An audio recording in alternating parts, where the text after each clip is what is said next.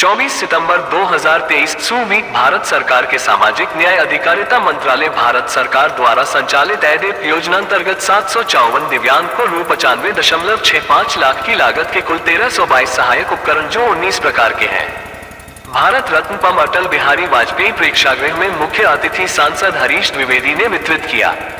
कार्यक्रम का आयोजन एलिम्को कानपुर तथा जिला प्रशासन के सहयोग से किया गया। उन्होंने दिव्यांग जनों से अपील किया कि सरल एवं नमो ऐप पर उपकरण के साथ सेल्फी लेकर फोटो अपलोड करके प्रधानमंत्री को धन्यवाद ज्ञापित करें। इस अवसर पर अपने संबोधन में उन्होंने कहा कि आज यहां पर बस्ती एवं महादेवा विधानसभा क्षेत्र के दिव्यांगों को सहायक उपकरण वितरित किया जा रहा है। इसका उद्देश्य दिव्यांगों को सुविधा प्रदान कर उन्हें सक्षम बनाना है। प्रधानमंत्री नरेंद्र मोदी के नेतृत्व में देश के सभी वर्ग के लोगों को सभी प्रकार की सुविधाएं प्रदान की जा रही हैं। उन्होंने कहा कि इसके अलावा आवास, बिजली, पानी, गैस, 5 लाख का निःशुल्क इलाज, पीएम किसान सम्मान निधि, शिक्षा एवं शौचालय की सुविधा लोगों को दी जा रही है। उन्होंने कहा कि 80% से अधिक 96 दिव्यांग व्यक्तियों को बैटरी चालित ट्राईसाइकिल दी जा रही है। उन्होंने बताया कि 348 ट्राईसाइकिल, 129 व्हीलचेयर, 271 बैसाखी, 272 छड़ी, 91 सुनने की मशीन, 42 एल्बो, 33 सुगम्य केन, 11 रोलेटर, 9 सीपी चेयर, 8 ब्रेल केन, 2 स्मार्टफोन तथा ब्रेल स्लेट, 3 ब्रेल किट तथा एक smart cane, walker back rest assembly तथा एंकल कुल 1322 उपकरण वितरित किए जा रहे हैं। आगामी 1 अक्टूबर को नेशनल इंटर कॉलेज हरया तथा 2 अक्टूबर को रुधौली ब्लॉक परिसर में दिव्यांगजनों को उपकरण वितरित किए जाएंगे। जिला पंचायत अध्यक्ष संजय चौधरी ने कहा कि प्रधानमंत्री नरेंद्र मोदी द्वारा संचालित योजनाओं से सभी वर्ग के लोगों की दैनिक आवश्यकताओं की पूर्ति की जा रही है। पिछले 9 वर्षों में जनपद बस्ती का समग्र विकास हुआ है। जिलाधिकारी इंदिरा वामसी ने कहा कि दिव्यांगजन को उपकरण प्रदान करने से इनका मनोबल बढ़ाया जा सकता है, जिससे कि वे समाज की मुख्य धारा से जुड़कर अपना समग्र योगदान दे सकें। उन्होंने कहा कि यह कार्यक्रम भविष्य में भी आयोजित किया जाएगा। जो लोग उपकरण प्राप्त करने से छूट गए हैं वे अपना नाम संबंधित ब्लॉक में बीडीओ के पास लिखवा दें। इस अवसर पर अतिथिगण द्वारा प्रतीकात्मक रूप से सत्य विजय तिवारी, रोली सिंह, सुजीता कुमारी, ओम प्रकाश, अंजू, मोहम्मद अयाम, हामिमा खातून, सौरभ, आंशिक शुक्ला तथा विद्यावती को बैटरी चालित व्हील चेयर वितरित किया गया। शेष अन्य उपकरण अतिथियों द्वारा सभी दिव्यांगजनों को दिया गया। कार्यक्रम का संचालन श्रीमती मानवी सिंह ने किया। इस अवसर पर CDO Jaidev CS, ADM Kamlesh Chand, block प्रमुख अनिल दुबे, अभिषेक कुमार, विधायक प्रतिनिधि मोहम्मद सलीम तथा फूलचंद श्रीवास्तव, दुष्यंत विक्रम सिंह, विद्यामणि, जगदीश शुक्ल, समाज कल्याण अधिकारी, दिव्यांगजन सशक्तिकरण अधिकारी श्री प्रकाश पांडेय सहित स्थानीय जनप्रतिनिधि एवं दिव्यांगजन उपस्थित रहे। एनसीसी के लगभग 22 कैडेट्स ने कार्यक्रम आयोजन में अपना योगदान दिया तथा दिव्यांगजन को व्हील चेयर से उनके आसन तक लाना ले जाना तथा उनके देखभाल की पूरी जिम्मेदारी वहन किया। अंत में एलिम्को के उप महाप्रबंधक संजय सिंह ने सभी के प्रति धन्यवाद ज्ञापित किया। रिपोर्ट मोहम्मद टीपू, संवाददाता, QKP न्यूज लाइव, बस्ती। रैया में एक आवासीय अटल आवासीय विद्यालय, क्या कुछ लक्ष्य था उसका? देखिए, अटल आवासीय स्कूल हमारी सरकार ये प्राथमिकता थी कि ऐसे जो श्रमिक हैं और साथ ही साथ जो कोविड में जिनके परिवार के लोग कोविड के कारण जिनकी मृत्यु हुई, ऐसे बच्चों को भी वहाँ पर आवासीय सुविधा दिया जाए। इसके पहले नवोदय विद्यालय वगैरह बहुत पहले से देश भर में चलता है। उसी कंसेप्ट पर उत्तर प्रदेश सरकार ने योजना बनाई कि अटल आवासीय स्कूल पूरे उत्तर प्रदेश में सभी कमिश्नरी में कल इसका उद्घाटन हुआ है। हमारे बस्ती के हरैया विधानसभा के बसेवा में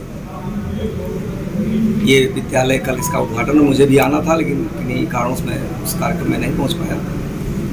कल माननीय प्रधानमंत्री जी ने बनारस से वर्चुअल माध्यम से और मुख्यमंत्री जी ने इसका उद्घाटन किया है। इसके बनने से हमारे श्रमिक और श्रमिक के साथ साथ हमारे जो कोविड में जिनके साथ ऐसी घटना घटी है उनके बच्चे भी वहाँ पर अच्छी शिक्षा और अच्छा संस्कार उनको मिलेगा और वो बच्चे भी आगे बढ़ने का अवसर मिलेगा। सांसद जी, महिला आरक्षण बिल पास हो गया है, विपक्ष उसमें कोटे की मांग कर रहा है कि ये चुनावी एजेंडा, अभी कई साल लगेंगे इस पर। विपक्ष को जो कहना हो कहे। पिछले 75 वर्षों में इन लोगों ने तो पास भी नहीं किया, हमने पास किया। ये लोग प्रयास करते थे पास करने का, लेकिन वो पास करना नहीं चाहते थे। हमने पास करने का प्रयास किया और पास कर दिया। रही बात समय लगने की, तो इसकी प्रक्रिया ही डिलिमिटेशन होगा, इसका सीटों का चयन होगा, कौन सी सीट महिला होगी, कौन सा सीट पुरुष होगा, ये सारा विषय है। इसके लिए एक आयोग का गठन किया गया है और उसमें 2-2.5 साल लगता ही है। 26 तक का समय दिया गया है। 27 में जो विधानसभा होगी और फिर 29 में लोकसभा, उसमें लागू होगा। ओबीसी कैटेगरी की मांग कर रहा है विपक्ष उसमें। नहीं, ये महिलाओं में अभी तक अगर कोई कैटेगरी कांग्रेस पार्टी ने लागू किया हो या समाजवादी पार्टी ने लागू किया हो या अन्य दलों ने लागू किया हो, तो ये हमसे पूछने के हकदार हैं। राहुल गांधी अगर उन्होंने लागू किया हो तो हमसे पूछने के हकदार हैं। हम जब संविधान में कोई संशोधन करते हैं तो ये कहते हैं संविधान बदल रहे हैं। संविधान के नियमानुसार हमारी सरकार, मोदी सरकार चल रही है। संविधान में जो व्यवस्था है उस व्यवस्था के आधार पर हम चल रहे हैं। अभी तक ऐसी कोई व्यवस्था संविधान में ना ऐसी व्यवस्था की गई है और ना इन पार्टी की सरकारों ने कोई ऐसी व्यवस्था लागू की है।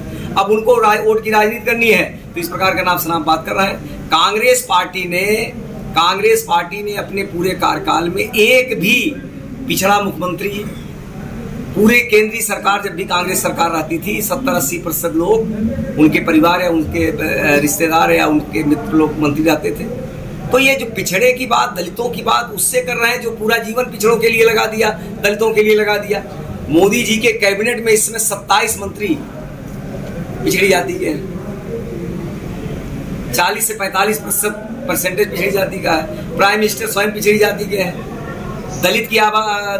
दलित हमारे 27-28% उनके कैबिनेट में है। हमने पहला राष्ट्रपति बनाया तो मुस्लिम समाज से बनाया जब अटल जी की सरकार थी। दूसरा राष्ट्रपति मोदी जी ने बनाया तो दलित समाज से बनाया। तीसरा राष्ट्रपति मोदी जी ने बनाया तो एसटी समाज से बनाया। तो आप उससे प्रश्न कर रहे हैं जिन्होंने पूरा जीवन ही गरीबों के उत्थान के लिए लगा दिया। तो ये वोट की राजनीति कर रहे हैं और कहीं कहीं उनको लगता है कि ये अनाप शनाप बात करके जनता को बनाया गया। क्या कुछ इसका उद्देश्य था, कितनी लागत से बना? हम लोग अभी तक नवोदय विद्यालय को देख चुके हैं, केंद्रीय विद्यालय को देख चुके हैं। वैसे एक अच्छा प्रयोग है सरकार की तरफ से कि अटल आवासीय विद्यालय के जो रेजिडेंशियल स्कूल्स हैं, लेकिन बहुत सारे ऐसे वंचित वर्ग हैं, जैसे हमारे जो रजिस्टर्ड श्रमिक हैं, ऑर्गेनाइज्ड और अनऑर्गेनाइज्ड, हमारे POCW बोर्ड के माध्यम से जो भी श्रमिकों का पंजीकरण किया गया या लॉकडाउन के दौरान जो भी माइग्रेंट या प्रवासी श्रमिकों का पंजीकरण किया गया और कोविड में जिनका रेजिडेंशियल सुविधा करने के लिए 17 एकड़ की जमीन ब्लॉक में ये बनाया गया और गाँव में है। सारे जो हमारा जो श्रमिक है और गाँव की पर्ची मिली है उसको टेबल नंबर 1 पे जाना है, जिसको भी हाथ वाली साइड है कि स्क्रीनिंग टेस्ट के माध्यम से किया जाएगा और कक्षा 6 से